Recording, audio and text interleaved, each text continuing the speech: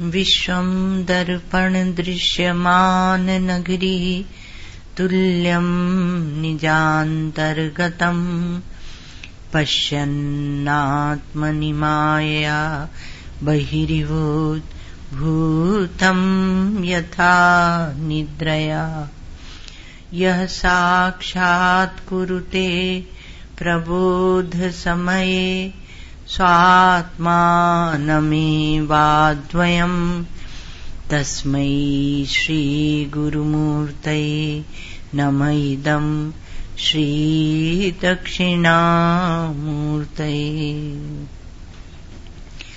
यत्किञ्चिद्वास्तु वस्तु प्रणमत कृतिनो ज्ञानतो वा श्रीपूर्णानन्दतीर्थामृतकणपवन स्पर्शधन्यं धरण्याम् यत्सम्पर्कादनर्हामिव हरिहरताम् मन्यमाना महान्तः स्वान्तर्व्योम्नि प्रशान्तं निरुपधि विमलं ब्रह्मपूर्णं लभन्ते।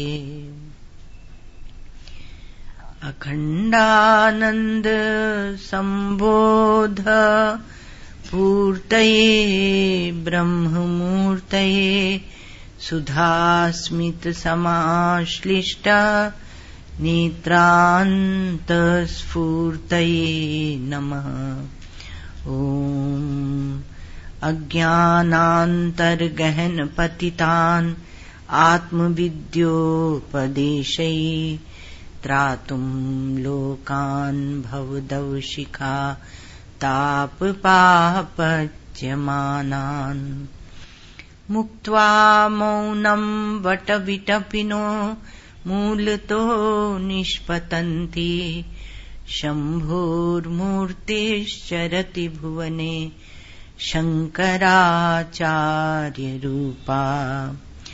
श्रुतिस्मृतिपुराणानाम् आलयं करुणालयं नमामि भगवत्पादं शङ्करं लोकशङ्करं नमामि भगवत्पादं शङ्करं लोकशङ्करम्। अशुभानि निराचष्टे तनोति शुभसन्ततिं स्मृतिमात्रेण यत्पुंसां ब्रह्म तन्मङ्गलं परम् अतिकल्याणरूपत्वात् सर्वकल्याणसंशयात् स्मर्तॄणां वरदत्वाच्च ब्रह्म तं मङ्गलं विदुः। ये अध्यास की बात चल रही है।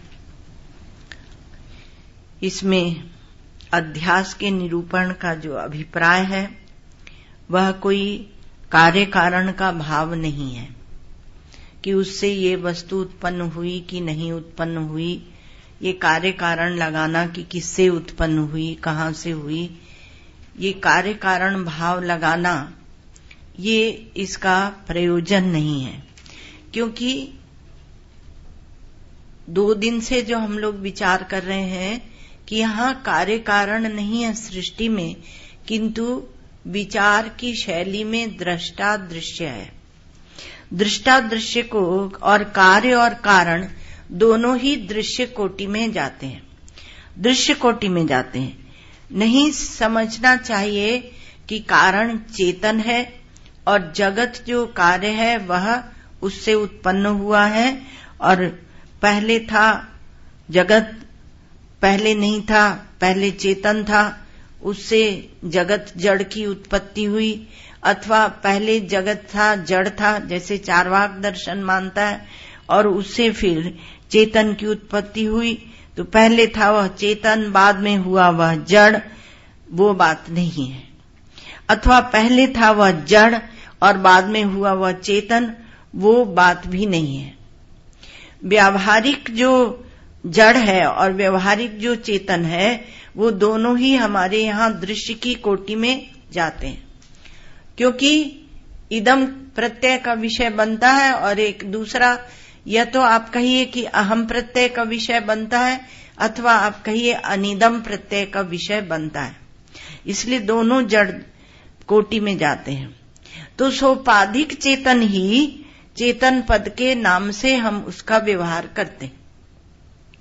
वास्तविक जो चेतन है, विशुद्ध चेतन है, उसको तो हम उस तरफ दृष्टि नहीं ले जाते हैं। अपनी बुद्धि को विचार में विशुद्ध चेतन जो हमारा स्वरूप है उधर नहीं ले जाते हैं। और सोपाधिक जो चेतन है वही चेतन पद के व्यवहार का विषय हो जाता है।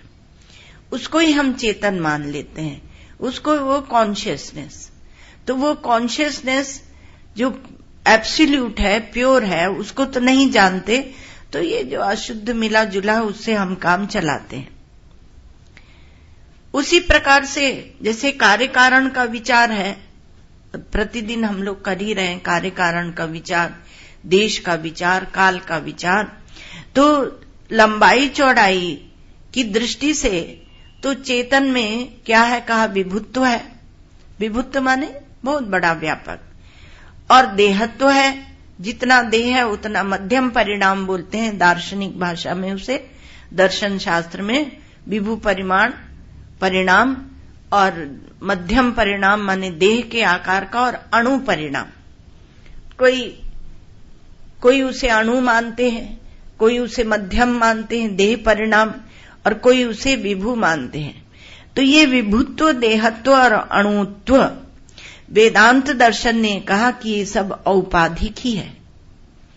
कहीं एक उपाधि को रखकर तब आप देश के दैर्घ्य विस्तार की कल्पना करते हैं, तो वास्तविक नहीं है। तो विभुत्व, देहत्व और अणुत्व तीनों ही दृश्य है। या तो आप दृष्टा का विस्तार माने या आप दृश्य का विस्तार माने। विवेक की किसी एक प्रणाली को हमें स्वीकार करना पड़ेगा। उसी प्रकार से नित्यत्व और अनित्यत्व जो काल को लेकर हम देखते हैं, ये नित्यत्व अनित्यत्व, और जिन्होंने क्षणिकत्व का, क्षणिक विज्ञानवादी क्षणिकत्व को चेतन माना, तो नित्यत्व और अनित्यत्व ये भी सब, और कार्य कारण भी सब दृश्य कोटि में जाते हैं। कहां तक आपके दृश्य का विस्तार है और चेतन में नहीं है, इसको समझना दृष्टा दृश्य का विवेक इसलिए आवश्यक है कि पता ही नहीं चलता कब दृष्टा दृश्य बन जाता है, और वो प्रतीयमान एक एक उपाधि को पकड़कर और व्यवहार चलाने लगता है वो विशुद्ध चेतन। तो सब दृश्य कोटि में जाते हैं, चेतन में नहीं है। अब जब इनसे अपने को पृथक कर लेंगे तब विशुद्ध चेतन की प्राप्ति होगी। तो दृष्टा के स्वरूप में कार्य कारण नहीं है, नित्य अनित्य नहीं है, क्षणिकत्व नहीं है, ये कुछ भी नहीं है उसमें। सब अंतःकरण में ही, आपका जो अंतःकरण वो भी एक उपाधि है, उस अंतःकरण में ही तदाकार कल्पना होती है, उसकी कल्पना होती है। तत्त माने उस की कल्पना होती है, और उस विषय को अथवा विषयी रूप में वो भासने लगती है। तो हम उसको पकड़ते हैं, क्योंकि दृश्य को पकड़ने की आदत पड़ गई, यही अध्यास है। दृश्य को जो हम अपने दृष्टि स्वरूप में, दृंग मात्र में, चेतन मात्र में, अपने विशुद्ध चेतन प्योर कॉन्शियसनेस में जो हम विषय को पकड़ने की हमारी आदत पड़ गई है, उसी से अध्यास भ्रम से पैदा होता है। तो एक कल्पना है, भासती कल्पना से भिन्न जिस वस्तु की हम कल्पना करते हैं उसे क्या कहते हैं? दो दिन से पाठ चल रहा है, कल्प्य, उसे कहते हैं कल्प्य। तो जो एक ये सब कल्पना है, कल्पना से भिन्न कल्प्य वस्तु का कोई अस्तित्व नहीं होता है, कल्पना से ही है और कोई अस्तित्व नहीं होता। देश आपकी बुद्धि की कल्पना है, काल आपकी बुद्धि की कल्पना है, वस्तुएं आपकी बुद्धि की कल्पना है, और ये कल्प्य वस्तुओं का कल्पक से भिन्न कोई अस्तित्व कल्पना से भिन्न, क्योंकि कल्पना या तो आप कल्पना माने तो कल्पना मात्र दृश्य है, या कल्पना मानेंगे तो कल्पना मात्र दृश्य है, अथवा कल्पक की दृष्टि का विस्तार है। ऐसे समझे,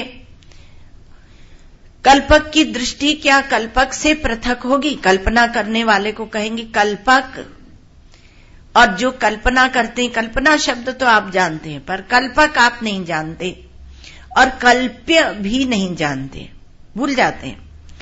तो क्योंकि नए शब्द हैं तो भूल जाते हैं, और शब्द इसलिए रखे जाते हैं कि आप संक्षेप में बड़ा विचार कर सके। इसलिए वेदांतों में ये शब्द, इनको टेक्निकल टर्म्स कहते हैं, ये वेदांत के शब्द ही रखे जाते हैं। जो दृश्य है वह मिथ्या है। जैसे कल किसी ने पूछ लिया था मिथ्या, तो आपको बड़ी देर तक सुनाया था कल मिथ्या शब्द। जो दृश्य है वो मिथ्या है। मिथ्या होने में हेतु दे देते हैं, प्रपंचो मिथ्या दृश्यत्वात्, प्रपंच झूठा है क्योंकि वह दृश्य है, ये हेतु देते हैं। तो दृश्यस्य दृश्य अभावाधिष्ठाने दृश्यमानत्वात्, दूसरा ये भी, दृश्य जो है वो अपने अभाव के अधिष्ठान में प्रतीत होता है, इसलिए वह मिथ्या है। जहां हम जिस वस्तु को हम देखते हैं वहीं उसका अभाव भी देखते हैं, लेकिन इस पर हम विचार नहीं करते, यही माया है। जहां जिसका अभाव है वहीं वो वस्तु प्रतीत होती है। तो ये दृश्य का अभाव कहां दिखता है?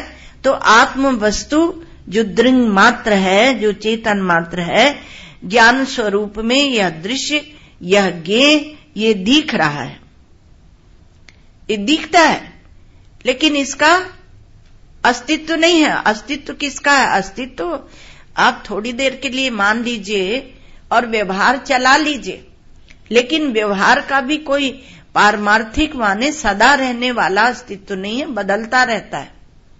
जीवन में प्रत्येक अनुभव करता है कि कितना सब कुछ बदल गया, बहुत जल्दी सब बदल रहा है। तो ये बदलना, ये संसार की रीति है, लेकिन इसमें एक अधिष्ठान सत्य है जो बदलता नहीं है, उसको देखिए। तो जिसमें अभाव भी दृश्य हो जाता है, ज्ञेय हो जाता है, वह अधिष्ठान है। दृश्य कैसे होता है? प्रतिदिन का आपका अनुभव है। सुषुप्ति में सबका अभाव हो जाता है, कोई भी एक भी वस्तु नहीं रहती, लेकिन जहां सुषुप्ति में सबका अभाव हो जाता है उसके भी दृष्टा आप हैं। दृश्य के साथ तादात्म्य करने की इतनी गंभीर आपकी पकड़ हो चुकी है कि उसका कटना कठिन होता है, कि इतनी कठिन हो चुकी है कि पूछा जाए कि सुषुप्ति में आप थे तो आप नहीं थे। अर्थात सापेक्षिक आपका अस्तित्व है, निरपेक्ष स्वतंत्र आपका अस्तित्व नहीं है। दृश्य हो तब आप अपने अस्तित्व को स्वीकृति देते हैं, यदि दृश्य नहीं हो, दृश्य का अभाव हो, तो आप उसको स्वीकृति नहीं देते हैं। तो ये प्रपंच क्या है? यह ज्ञान मात्र है, यह भान मात्र ही है। उसकी जो विषयता है वह अपने अभाव के अधिकरण में ही, मतलब अंतःकरण में ही भासती है। अंतः शब्द को हटा दीजिए। क्यों? क्योंकि अंदर बाहर का जो हम लोग भेद बनाते हैं वो केवल भूल से ही बनाते हैं, वो भी भूल है। भूल माने अध्यास। अध्यास का दूसरा नाम भूल भी है, भ्रम भी है। अध्यास कहते ही आपको कुछ बड़ा शब्द लगने लगता है, भूल कहते हैं तो आपको थोड़ा शांति मिलती है। भूल तो होती रहती महाराज, सबसे भूल होती है, लेकिन वो जो मूल भूल है उसको आप मिटाइए तो उसकी विषयता, उसके अभाव को जो अंतःकरण में भासती है, तो आपको उसके साथ तादात्म्य करने का इतना अभ्यास हो गया है कि जब आप अपने को सुंदर कहते हैं, कोई जा रहे हैं महाराज, पार्टी में जा रहे हैं, बंबई है यहां तो पार्टी बहुत होती है, तो पार्टी में जा रहे हैं तो सज सजा के तैयार होते हैं, तो शीशे में देखते हैं तो बोलते हैं कि हम सुंदर हैं, लेकिन सुंदर किसके साथ? वो वस्त्र आदि के साथ। वो वस्त्र का भी अध्यास होता है, चश्मा का भी अध्यास होता है।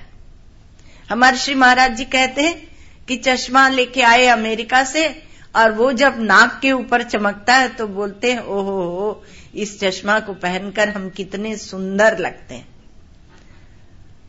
तो जो वस्तु सुंदर है, वो जिसमें कि ये देश काल आदि उसका आभूषण बन के झलकते रहते हैं, वह जो आपका स्वरूप है, उस सुंदर को आप नहीं देख पाते। तो उस सुंदर को नहीं देखकर आप किसके साथ में मिलकर अपने को सुंदर बनाते हैं?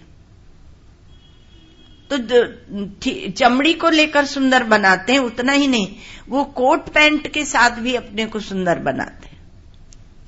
अगर ढीला सी दिया है दर्जी ने तो आपको अच्छा नहीं लगेगा, फिट दिखना चाहिए। तो आत्मा को ज्ञेय और दृश्य की कोटि में डाल देते हैं। मन की उपाधि जो होती है, तो मन को लेकर प्रायः हम लोग चर्चा इसी की करते रहते हैं कि कौन अच्छा है कौन बुरा है, और वो अच्छा बुरा की अपने लिए भी, अरे हम तो बहुत बुरे हैं महाराज। कोई बड़े अभिमान से सुनाते हैं, हम तो बहुत बुरे हैं महाराज, वो तो आपने हमें स्वीकार कर लिया, ऐसे महात्माओं से कहते हैं। तो वो अपने को अच्छा बुरा, सुंदर असुंदर, वो किसी न किसी उपाधि को पकड़कर कहते हैं, और सर्वाति सुंदर जो है उसको नहीं जानते। तो आकृति जो रेखाएं बन रही हैं, वो कभी फूलती हैं कभी पचकती भी हैं, और तब फूलती हैं तब आप दुखी होते हैं, तब जाके उसको पचकाने की कोशिश करते हैं। बहुत पिचक जाती हैं तो उस आकृति को आप फुलाने की कोशिश करते हैं। तो आकृति की जो रेखाएं हैं वो आप नहीं है, वो आपका स्वरूप नहीं है। ये हड्डी मांस चाम की जो पोटली है, ये आप नहीं है।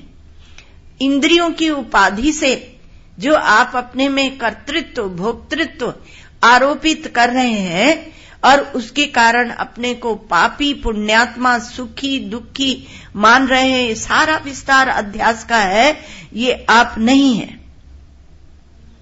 मन की देखो, एक कथा होती है, दूसरे किसी की कथा, और उसके साथ जाके आप तादाद में करते हैं। किसी ने कहा था कठोर बात सुना दिया कीजिए।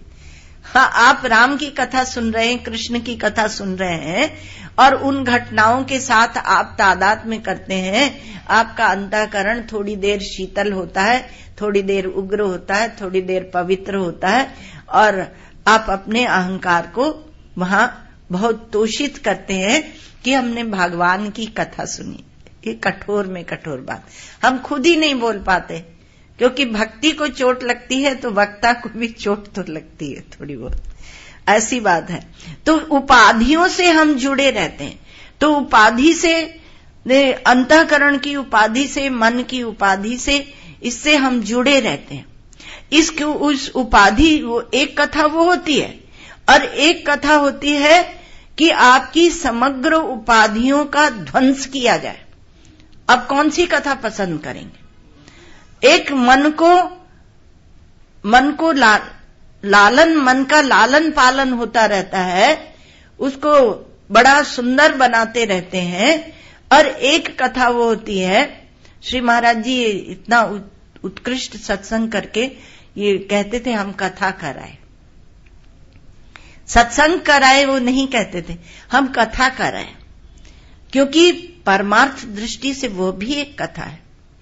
लेकिन यहां बुद्धि सूक्ष्म होती है, और यदि सूक्ष्म बुद्धि ने उस बात को स्पर्श कर लिया तो उसके लिए संपूर्ण दृश्य मरुमरीचिका का जल हो जाएगा, दिखते हुए भी वह उसको स्पर्श नहीं करेगा, ऐसी भूमिका में पहुंच जाएगा। तो इंद्रिय की उपाधि से, मन की अंतःकरण की उपाधि से आप अपने को सुंदर मानते, पर जिसमें ये इंद्रिय मन बुद्धि आदि ये सब अंतःकरण ये मालूम पड़ते हैं, वह कौन है जिसके सामने कितने सुंदर और असुंदर आए।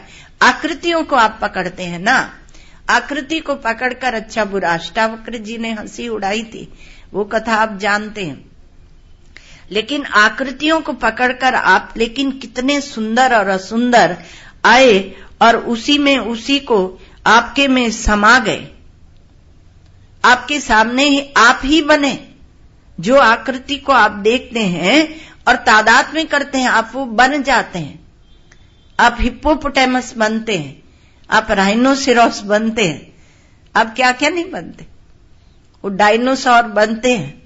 तो ये सब आकृतियां आई और चली गई, और क्योंकि आपने अपने को भी आकृति माना, तो जो जो आकृतियां हैं वो आपके आत्म चैतन्य में ही स्फुरित हो रही। अब तत्तद आकृति बनते हैं और उस आकृति के साथ जुड़कर आप अपने को महान या अल्प या कुछ बनाते हैं। तो या तो जुड़ना है तो सभी आकृतियों से जुड़ो, एक आकृति से मत जुड़ो, अथवा एक भी आकृति से मत जुड़ो। जो आपका निरुपाधिक सर्वोपरि सौंदर्य है, उस सौंदर्य को आप देखें। तो उसी में दिखते थे, उसी में समा गए, उसी को दिखते थे। वो कौन है? वो स्वयं प्रकाश चेतन है, वो अधिष्ठान है, वह आप है। अब प्रश्न ये उठा कि सब बोल रहे हैं कि पर्ची तो पकड़ा देते हैं, लेकिन उसमें से कोई पंक्ति पढ़ते नहीं। वास्तव में जो विषय हो चुका है, मतलब पढ़ाई में हो चुका है, उसी की और आगे की ये व्याख्या जो श्री महाराज जी ने ली वैसी चल रही थी। तो आप यहां देखें, यहां कहते हैं कोयम अध्यासो नामेति, दूसरे पृष्ठ में। तो स्मृति रूपा परत्र पूर्व दृष्टाओ भाषा उच्यते, ये हो चुका है, इसकी बड़ी व्याख्या हो चुकी है। और उसके बाद के जो अध्यास हैं, जो विभिन्न दर्शनों के अध्यास हैं, उसकी भी व्याख्या हो चुकी है, इसलिए उसको विस्तार में नहीं लेंगे, उसको संक्षेप में ही, संक्षेप माने बिल्कुल संक्षेप में लेकर आगे बढ़ेंगे। तो तम केचिद अन्यत्र अन्य धर्माध्यास इति वदंती। तो कहा कि अन्यत्र अन्य धर्माध्यास, दूसरे में दूसरे के धर्मों के आभास को अध्यास कहते हैं। अन्योन्य में अन्योन्य के धर्मों को के अध्यास को, आभास को अध्यास कहते हैं। केचिद अन्यत्र अन्य धर्माध्यास इति वदंती। तो इसमें कौन आ जाते हैं? अन्यथा ख्याति वाले, अन्य में अन्य के धर्म का अध्यास। तो अन्यथा ख्याति वाले हमें हमारे नैयायिक आते हैं, वो कहते हैं कि सीपी में जो रजत दिखता है वो कहीं है, उसके भी अस्तित्व को स्वीकार करते हैं और सीपी के अस्तित्व को भी स्वीकार करते हैं। तो ये अन्यथा ख्याति वाले नैयायिक हैं। इसी परिभाषा के साथ आत्मख्याति वाले योगाचार जो बौद्ध हैं वो भी आ जाते हैं। तो वो बोलते हैं कि हमारा वो क्षणिक विज्ञानवादी है, तो हमारा जो अंतःकरण की बुद्धि की वृत्ति है वही जाकर वहां उस रूप में दिखने लगती है। अच्छा, तो ये लक्षण में भेद होता है। तो अन्यथा ख्याति का लक्षण दूसरा होता है और अख्याति का लक्षण दूसरा, ये सब अलग अलग ख्याति हैं। केचित तो यत्र ख्याति का अर्थ है कि किस प्रकार से वो जहां दृश्य स्थल में भ्रम हो रहा है उसको वो किस प्रकार से उसकी विवेचना करते हैं। तो केचित तो यत्र यद अध्यास तद विवेकाग्रह निबंधनो भ्रमीति। अब ये दूसरे आ गए।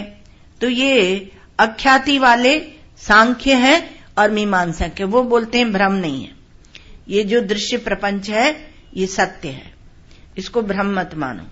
बहुतों को इससे बहुत सांत्वना मिलती है, पूरी दुनिया ही हमारी छुड़ाए लेते हो, ये हमें मंजूर नहीं है कि हमारी दुनिया ही छुड़ाए लो।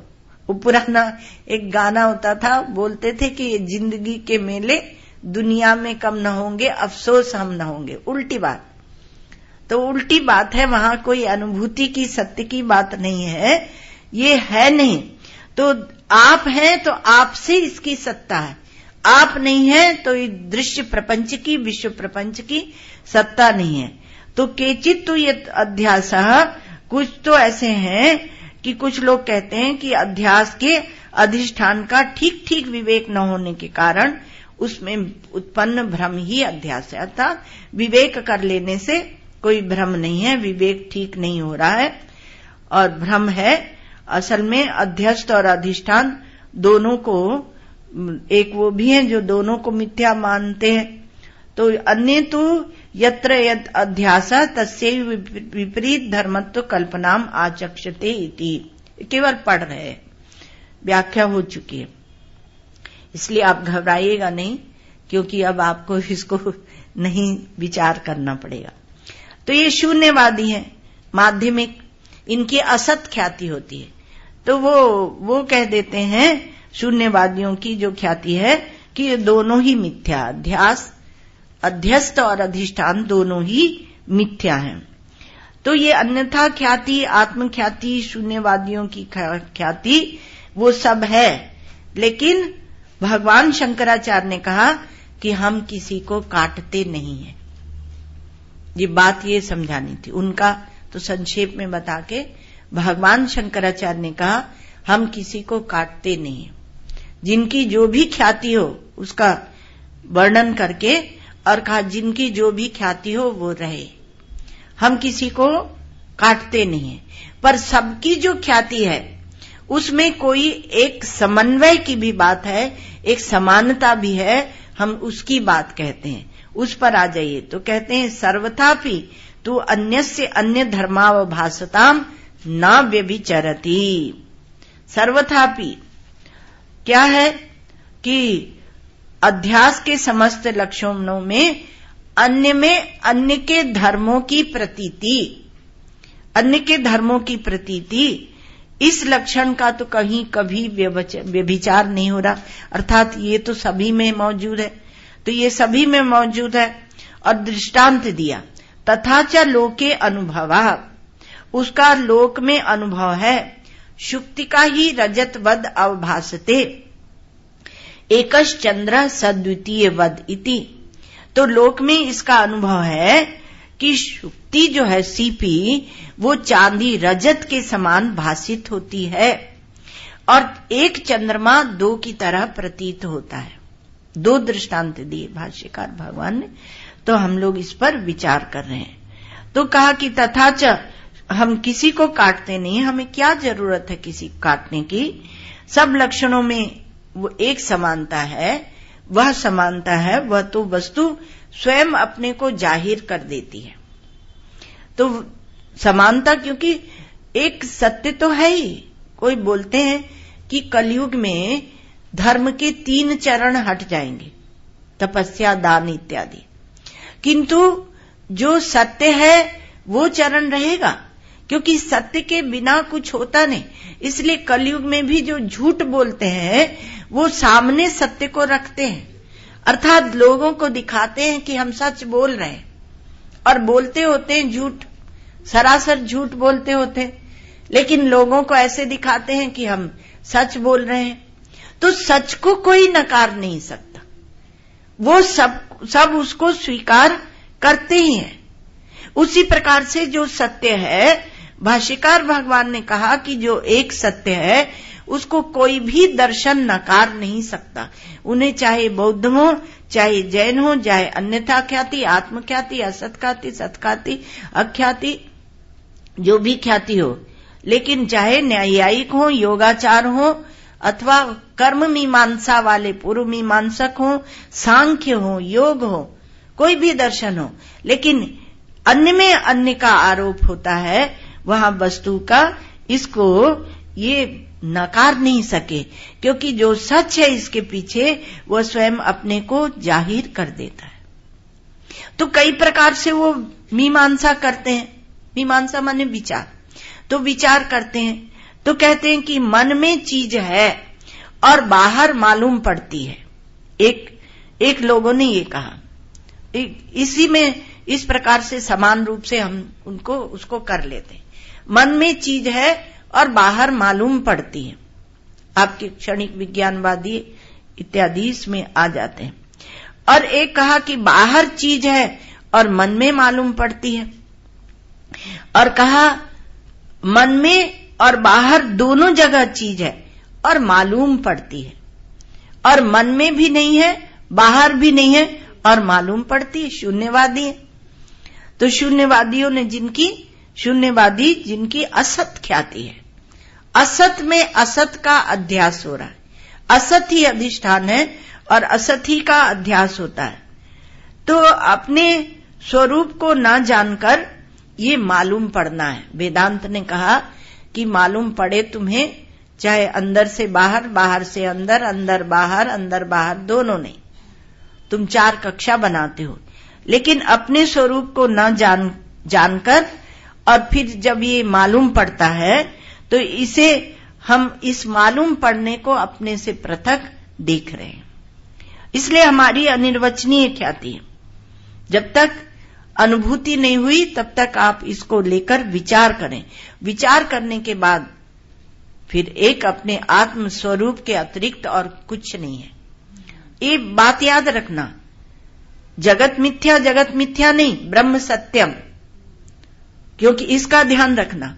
नहीं तो जगत मिथ्या करते हम वो असत ख्याति में चले जाएंगे, शून्यवादी बौद्ध हो जाएंगे। लेकिन हमारे सच्चिदानंद घन अधिष्ठान है और वह एक बहुत बड़ा आश्वासन है, वो सनातन है, वो सनातन धर्म है, तो उसको नहीं छोड़ना चाहिए। तो इसलिए कहा कि ये जितने भी आपने भेद बनाए कि अंदर है और बाहर भासता है, बाहर है और अंदर भासता, अंदर बाहर दोनों, अंदर बाहर दोनों नहीं, इसमें कहीं कुछ गलती हो रही है। और गलती क्योंकि चारों गलत है, चारों ही बात गलत है। बाहर क्योंकि हमने इसमें बाहर भीतर को सिद्धवत कृत्य मान लिया। बाहर भीतर की जो धारणा है उसको पहले सिद्ध मान लिया, उसको पहले स्वीकृति दे दी बुद्धि में। बाहर भीतर क्या होता है? देश। तो इस देश को हमने स्वीकृति दे दी। अंतर्देश और बहिर्देश ये कोई चीज है, और ये क्या है? ये औपाधिक है, ये भान मात्र है। अंतर्देश और बहिर्देश ये भान मात्र है ही नहीं। क्यों? आपको रोज सुनाते हैं कि चमड़ी की उपाधि को लेकर ही हम देश का भेद बनाते हैं। तो चाम की उपाधि से हम ये भेद बना रहे हैं। बाहर भीतर क्या होता है? एक पतला सा एक चाम लगा दिया और उसके अंदर जो हड्डी हड्डी मांस रक्त आदि भरा हुआ है उसको हम मैं करके बैठ जाते हैं और उससे फिर बाहर भीतर का भेद बनाते हैं। तो बाहर भीतर क्या होता है? बाहर भीतर नहीं है और भीतर का बाहर है और भीतर नहीं है, भीतर है और बाहर नहीं है, और बाहर और भीतर दोनों है और बाहर भीतर दोनों नहीं। तो पहले तो हमने अंतः बही को स्वीकार कर लिया। तो देश की कल्पना को हमारी बुद्धि छोड़ नहीं रही है, उसको हम छोड़ नहीं पा रहे, तब ये विचार हम कह रहे हैं। उसी प्रकार से पहले पीछे, पहले था, पहले सृष्टि थी कि नहीं, बाद में हुई कि नहीं, पहले पीछे, इसका हमारे यहाँ काल को लेकर विचार जब करते हैं तो हमारे जो मुसलमान और ईसाई भाई हैं, अब भगवान भाष्यकार के समय में तो वो नहीं थे, लेकिन अब जब विचार किया जाता है तो उनको भी लिया जाता है, उनको भी लेकर विचार करते हैं। तो पहले पीछे क्या होता है? पहले है पीछे नहीं है, पीछे है पहले नहीं है। तो मुसलमान और ईसाई जो हैं वो कहते हैं कि पहले सृष्टि नहीं थी और पीछे ईश्वर ने बनाई। ईश्वर ने बनाई तब कर्म बनाया, जीव बनाए, जगत बनाया, यहाँ के जो पदार्थ हैं, द्रव्य हैं वो बनाए, सब वो बनाया। तो इसका अर्थ क्या हुआ कि जीव का बंधन नहीं था और ईश्वर ने बना दिया, ईश्वर ने जीव का बंधन बनाया। इसलिए जब तक सृष्टि रहेगी तो ईश्वर का बनाया हुआ है तो वो उसका नाश नहीं हो सकता, वो नाश्य नहीं है। जीव का जो बंधन है वो नाश्य नहीं, वो हमेशा बंधन में, हमेशा जीवत्व को प्राप्त होकर और छोटा सा बेचारा नन्हा मुन्ना सा दुख झेलता सुख झेलता पड़ा रहेगा। तो उसको बोलते हैं सादी और नित्य। हमारी भाषा में सादी, सृष्टि सादी है और नित्य है। तो सादी है और लेकिन वो हमेशा रहेगी, तो कौन क्या रहेगा? दोजख रहेगा, बहिष्ठ रहेगा, हमेशा इसमें सड़ता रहेगा। जो बहिष्ठ है वो भी सादी और नित्य है। तो कहा तब तो बहुत बढ़िया है, लेकिन जो सत्य का विचार करता है वो नित्य में नहीं अटकता, ये आप समझना। अच्छा, हमारे सांख्य और योग आए तो उन्होंने कहा बंधन अनादि है पर शांत है। अनादिकाल से बंधन है क्योंकि पर शांत है। जब विवेक ख्याति होगी, जब विवेक ख्याति होती है, स्वरूप ख्याति निर्विकल्प समाधि के द्वारा होती है, तो उसके द्वारा इस बंधन का नाश हो जाता है। हेतु बता दिया उन्होंने, तो निर्विकल्प समाधि आदि को बताया। पूर्व मीमांसक आए तो उन्होंने भी कहा बंधन अनादि है और सादी नहीं कहा, अनादि है, हमेशा से चला आ रहा है और नित्य है। ये दृश्य प्रपंच, ये जगत, ये दुनिया, ये चलती ही रहेगी, क्योंकि वो पूर्व मीमांसक बोलते हैं न कदाचित अनिदृशम जगत। इस प्रकार से जगत नहीं था, ऐसा नहीं, हमेशा रहता है और हमेशा रहेगा। ये थोड़ी सी बात आपको सुनाई। अब कौन रह गए? कहा बौद्ध रह गए। तो बौद्ध आए तो उन्होंने कहा बंधन का, बड़ी सुंदर बात वो कहते हैं, उनका वैराग्य बड़ा उत्कृष्ट है। वो कहते हैं कि बंधन का अनादित्व भी सांवृतिक है और बंधन का शांतत्व भी सांवृतिक है। एक शब्द आया, शब्द से नहीं घबराना। बंधन का अनादित्व माने पहले से बंधन चला आ रहा है, वो भी सांवृतिक है, और फिर उसका अंत हो जाएगा, वो भी सांवृतिक है। तो शांतत्व क्योंकि अज्ञान दशा में है, तो अज्ञान दशा में तो सांवृतिक है, तो सांवृतिक का अर्थ होता है अज्ञान दशा में ये सृष्टि अनादि है।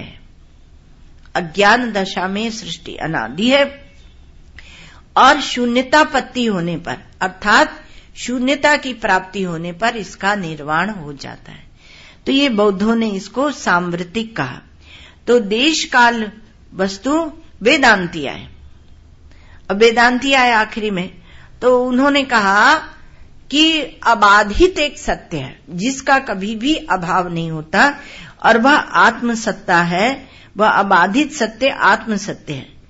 देश काल वस्तु कर्म करण कर्ता, सर्वज्ञता अल्पज्ञता, थोड़ा जानना, थोड़ा हम जानते हैं तो जीव है, और जो बड़ा जानता है वो ईश्वर है।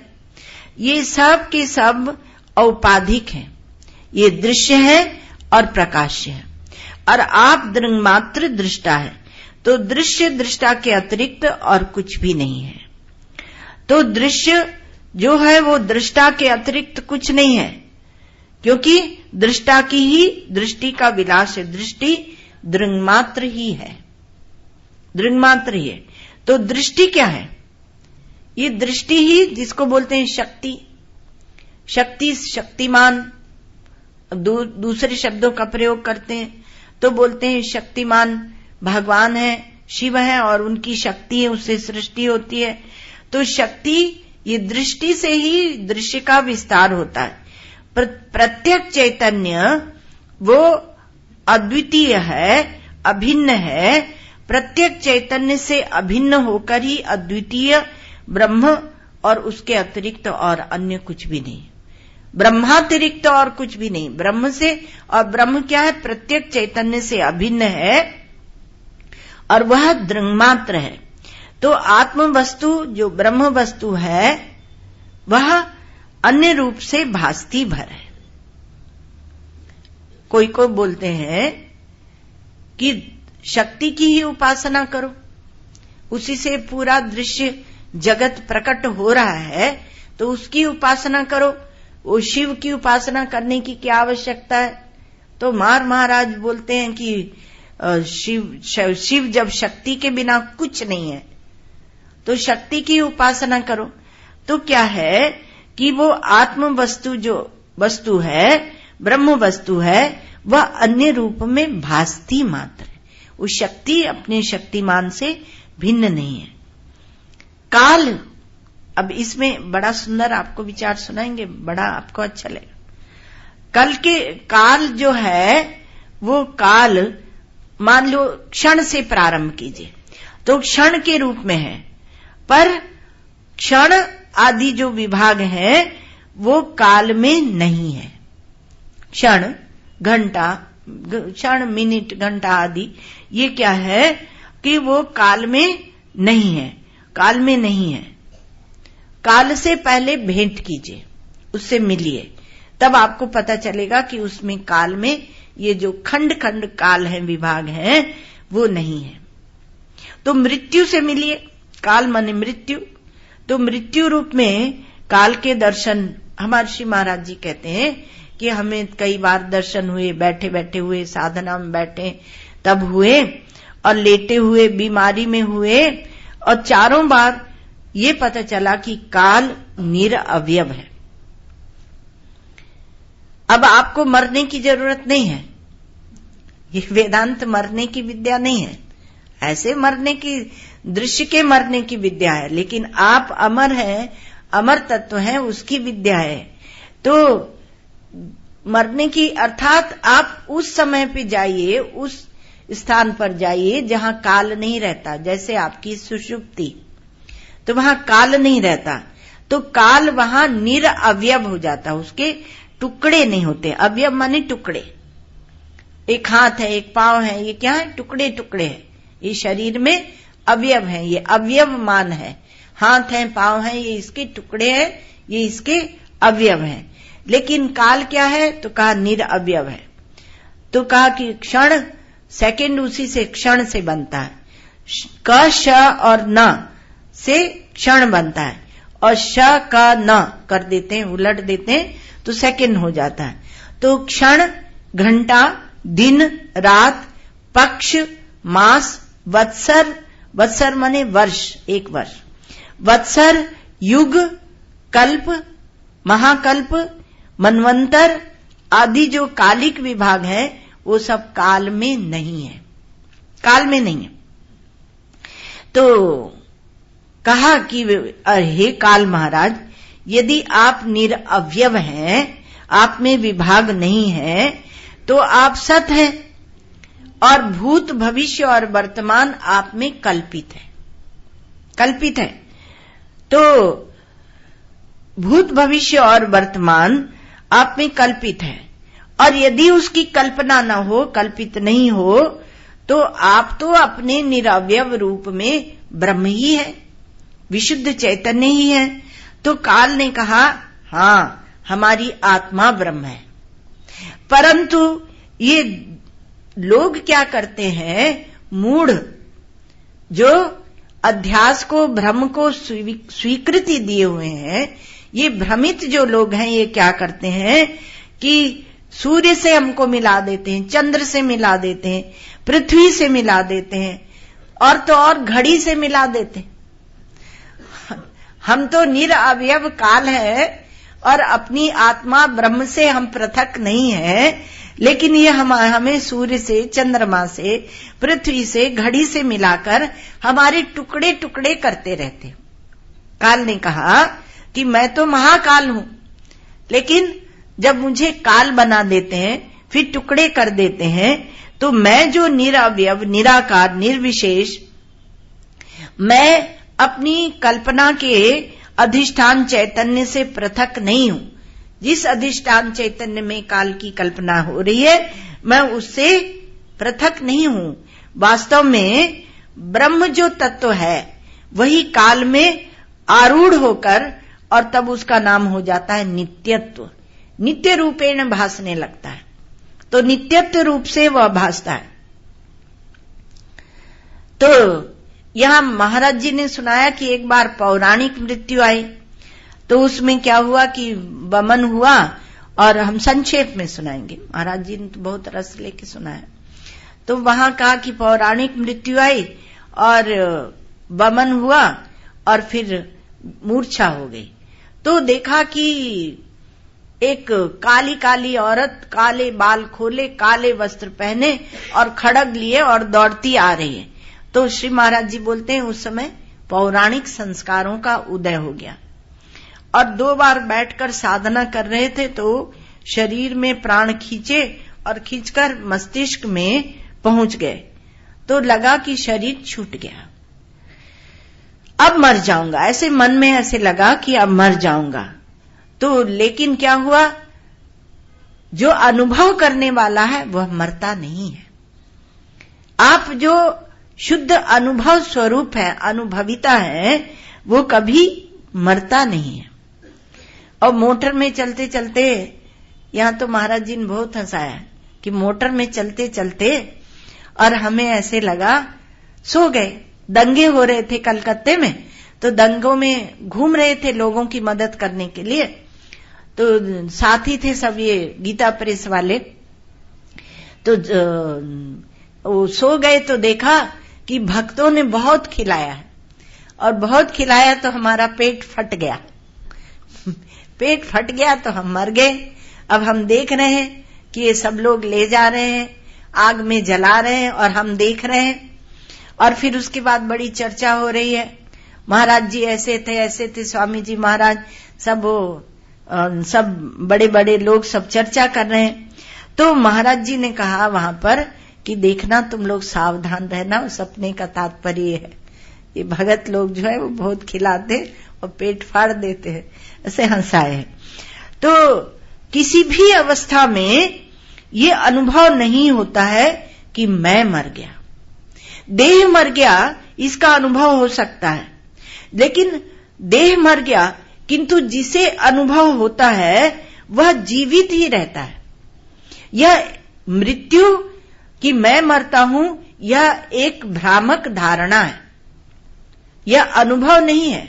यह साक्षात अपरोक्ष कभी किसी को नहीं होता कि मैं मर गया, यह एक भ्रामक धारणा है।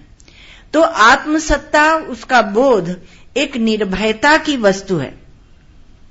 सारी सृष्टि का प्रलय हो जाए, संपूर्ण दृश्य की उथल पुथल हो जाए, लेकिन आत्मा जिंदा है, अर्थात आत्मा है। और इसलिए इस आत्म वस्तु को जानने से कोई भय नहीं होता है।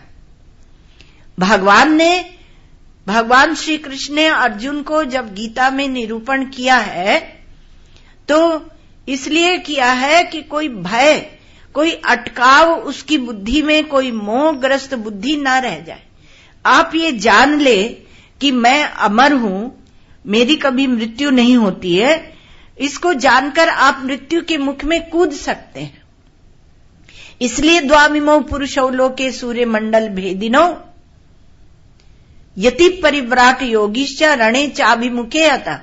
जो सत्य को जानकर, जो धर्म को जानकर और युद्ध करते थे, उनकी गति वह गति होती थी जो यतियों की होती है। तो कूद पड़ो मृत्यु के मुख में, कर्म करने की यहां कोई मनाही नहीं है।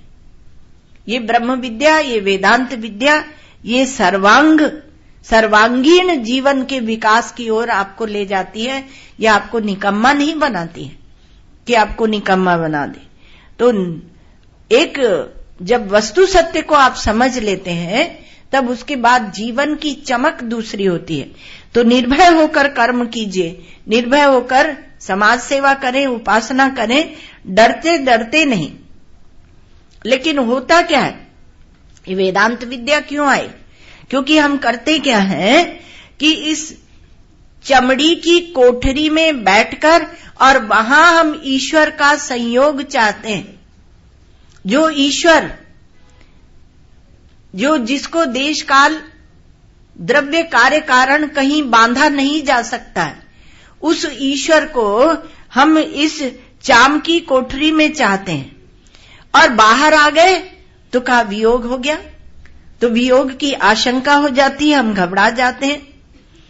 तो कहा कि देखो, वेदांत ने कहा कि एक बार तत्व का विचार करो।